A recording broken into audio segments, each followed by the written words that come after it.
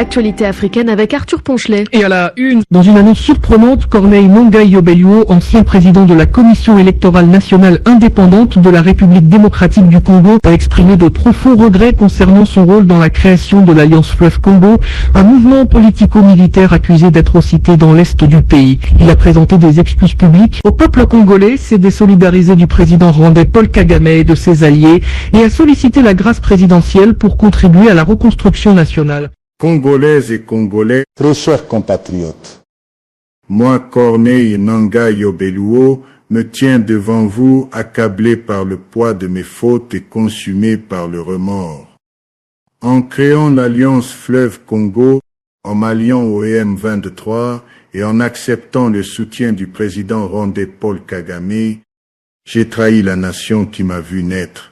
Ce choix funeste a semé la mort et la désolation dans l'est de notre pays, coûtant la vie à d'innombrables innocents.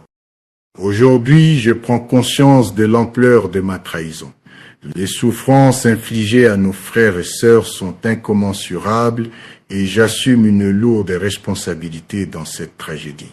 Je me désolidarise totalement du criminel Paul Kagame et de sa bande d'assassins dont les actions ont plongé notre peuple dans le deuil et la douleur. Je demande pardon du plus profond de mon âme à chaque Congolaise et Congolais. Je supplie la communauté nationale et internationale de croire à la sincérité de me repentir. Et je sollicite la grâce présidentielle afin de rentrer et contribuer aux côtés du chef de l'État à la reconstruction de notre nation. Corneille Nangaa, ancien président de la CENI devenu chef rebelle aux côtés du M23, vient d'annoncer son retrait de la rébellion et sa désolidarisation du président rwandais Paul Kagame. Aurélie Mazaraki-Bangula, vous êtes à Kinshasa. Comment cette annonce est-elle perçue sur place ? Bonjour Arthur, ici c'est la stupéfaction. Peu de gens s'attendaient à une telle volte-face de Corneille Nangaa. Il y a quelques mois encore, il dirigeait l'Alliance du Fleuve Congo, une coalition politico-militaire alliée au M23 et soutenue par Kigali. Aujourd'hui, il déclare avoir fait une erreur tragique et demande pardon au peuple congolais. C'est une annonce qui suscite autant de scepticisme que d'interrogations. Pourquoi maintenant ? Que cache réellement ce revirement ? Officiellement, il dit qu'il ne peut plus cautionner les exactions du M23 et du régime rwandais, mais ce qui intrigue, c'est le timing. En août 2024, il a été condamné à mort par la justice congolaise pour crimes de guerre et trahison.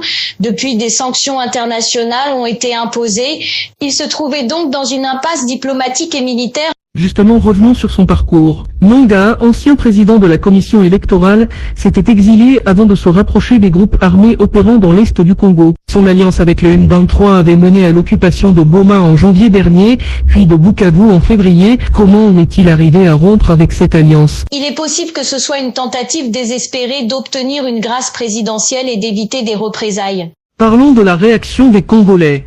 La population peut-elle croire en la sincérité de cet acte ? Ou justement, est-ce envisageable ? Très honnêtement, c'est partagé. Certains estiment que c'est une manœuvre opportuniste. Beaucoup de Congolais ont perdu des proches à cause des violences orchestrées par son alliance avec le M23. D'autres, notamment dans les cercles diplomatiques, voient cette annonce comme une opportunité pour affaiblir encore plus la rébellion et pousser d'autres chefs de guerre à déposer les armes. Mais la question reste, le président Félix Tshisekedi acceptera-t-il cette demande de grâce ? Pour l'instant, le gouvernement reste silencieux. Officiellement, les autorités privilégient la voie militaire et les négociations prévues à Doha le 9 avril. Si Nangaa bénéficie d'un traitement de faveur, cela pourrait susciter de la colère au sein de l'armée et de la population. Mais en coulisses, des discussions pourraient avoir lieu. Il est aussi possible que cette déclaration vise à se positionner comme un médiateur dans ces négociations. Une dernière question, qu'en est-il de la position du Rwanda ?